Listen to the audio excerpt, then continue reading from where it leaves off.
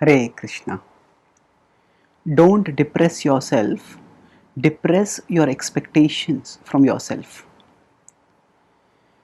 Sometimes when we try to do something very challenging in our life and we set targets, we make plans and we move forward, and then we find that we're just falling far too short of it.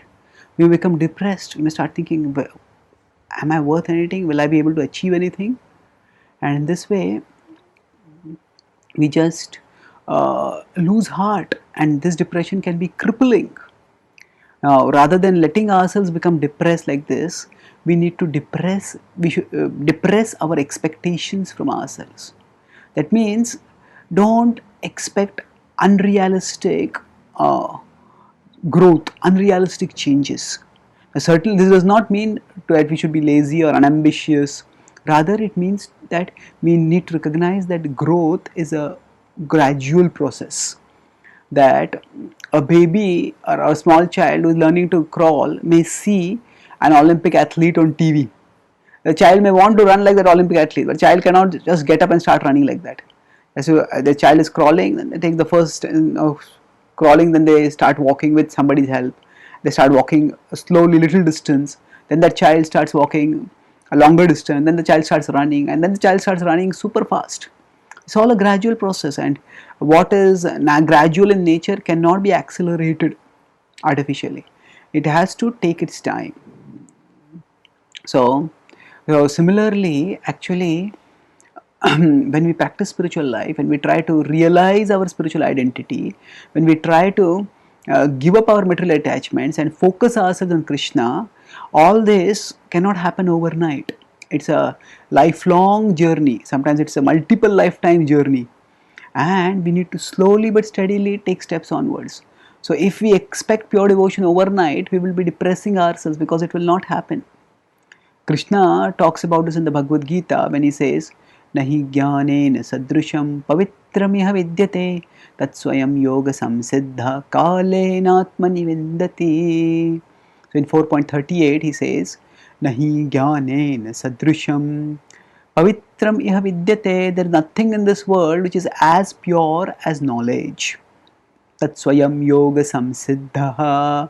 That is actually, that is the fruit of yoga. Kalenatmani vindati. And from this, as yogic realization matures, one delights. Kalen atmani vindati. One delights in the self. One experiences sublime happiness. Spiritual happiness one experiences by the process of purification. So essentially, what we need to do is slowly move onwards towards Krishna. And Krishna talks about this again when we talk about mind control. He says in 6.25 and 26, Shanai Shanai Ruparamed Buddhya Dhriti Gruhitaya Atma Samstham Manah Krutva Nakinchidapi Chintayet. Says Shanai Shanai, slowly, step by step. Uparamed, bring the mind focused. Stop its wandering. Buddhya Dhriti Gruhitaya, with intelligence sustained by conviction. Atma Samstham Manah Krutva Nakinchidapi Chintayet. Focus the mind on the self and don't let it wander. Now, when we may get an instruction like this and we find it is utterly impractical, but immediately Krishna addresses our concern in the next verse. He says, Yato yato nischalati manaschanchalam asthiram tatastato niyam yaitad atmanyeva vasham nayed. So he says, Yato yato nischalati. Wherever and whenever the mind wanders, manaschanchalam asthiram, that's its nature. To wander, it's the restless, it is unsteady. Tatastato niyam yaitad atmanyeva vasham nayed. We can bring it back under the control of the self. So, rather than expecting the mind to be focused immediately, we can be prepared that the mind is going to wander. And prepared doesn't mean that we abandon the effort for mind control. Rather, we become prepared to bring the mind back under focus of the self. So, like that, when we say depress our expectation, doesn't mean that we don't endeavor. It means that we persevere in our endeavor even if we don't get overnight results. And actually, the process of bhakti is so potent.